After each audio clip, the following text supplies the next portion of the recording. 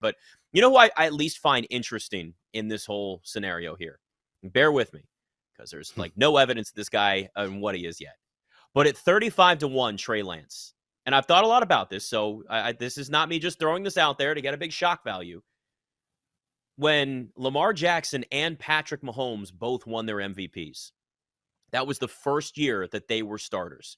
Not only were they the first, it was the first real year. Now, look, they both had some spot starts at the end of their rookie year, but really, for the most part, Lamar Jackson and Patrick Mahomes, their first full years as a starter, they won MVP. They both were drafted by winning franchises. I mean, the Chiefs traded up. They had a really good team the year before under Alex Smith, and they traded up to get Patrick Mahomes, sat him the first year. Lamar Jackson, Ravens traded up back into the first round to take him at the very last pick of that first round. Sat him through most of the year, comes out, works hard. He's an MVP his first year in their offense. It's the same situation, at least with Trey Lance, where he's sat a year. He's playing for a winning organization that was already got talent around him.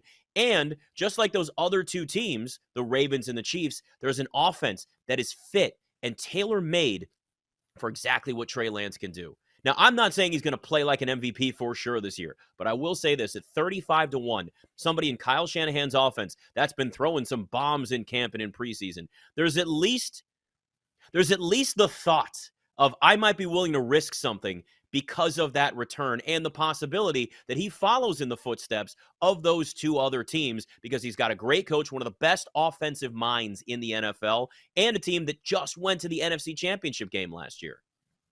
What about this? What about the guy that throws the most catchable ball in the NFL, according to Mike McDaniel?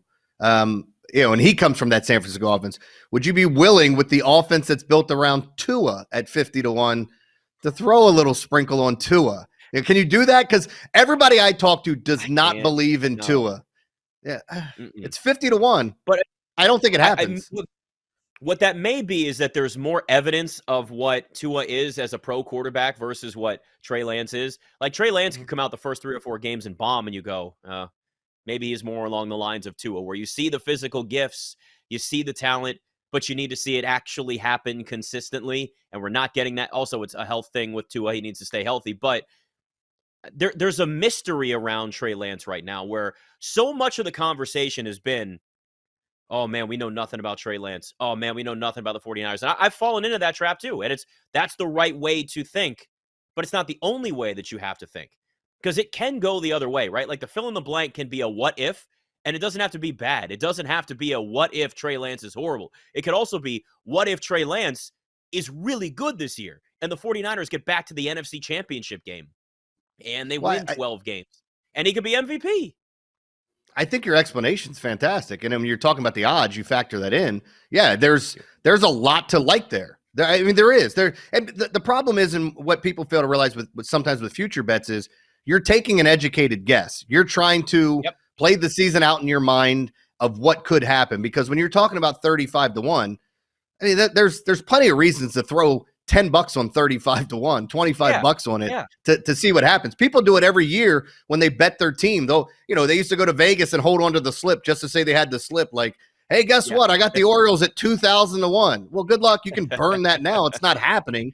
But I do think there's viability to taking educated guesses of situations. Like, I brought up the time I put some money on the Utah Jazz at 35-1 to win the NBA championship. And this was right before I was hearing rumors that they were going to make some trades for Connolly and Bogdanovich. And I'm like, I kind of like the way this roster is being built, and I took a chance on them. Well, the weird thing is it blew up in my face. The next year they had the number 1 seed, which, there was some validity to making a wager like that because it's 35-1.